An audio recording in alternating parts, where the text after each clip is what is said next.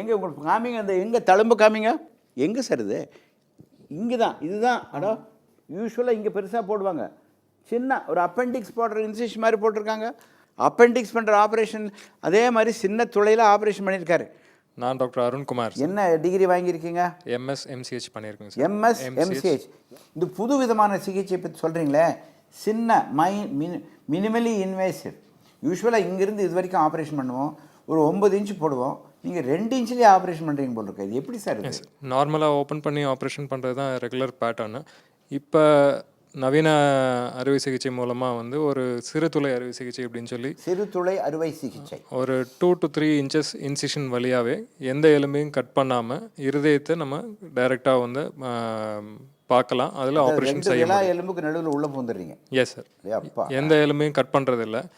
So பேஷண்ட்டுக்கு பெயினோ இல்லை ஆப்ரேஷனுக்கு அப்புறம் அவங்க வெயிட் தூக்கக்கூடாதோ அப்படிங்கிற கஷ்டமெல்லாம் கிடையாது. ஆப்ரேஷன் பண்ணி ஒரு வாரத்தில் அவங்க பெயின் கம்ப்ளீட்டாக ரிலீவ் ஆயிரும். யூஸ்வலாக பைபாஸ் சர்ஜரி பண்ணும்போது இங்கே பெரிய இன்சிஷன் போட்டு ஒரு 30 நாள் 45 நாளைக்கு வலி இருக்கும். அந்த மாதிரி தழும்பு இருக்காதுங்க சார். இதில் தழும்பு இருக்காது, வலியும் இருக்காது. வலியும் இருக்காது. ஒரு வாரத்துக்குள்ளே பழையபடி எல்லா வேலையும் பண்ணிக்கலாம். 1 வீக்கில் எல்லா வேலையுமே செய்யலாம். அதுக்கப்புறம் அந்த பெயின் அவங்களுக்கு வராது. அந்த ஹீலிங் ப்ராசஸ், அதாவது புண்ணு ஆறுற தன்மையும் ரொம்ப வேகமாக இருக்கும்.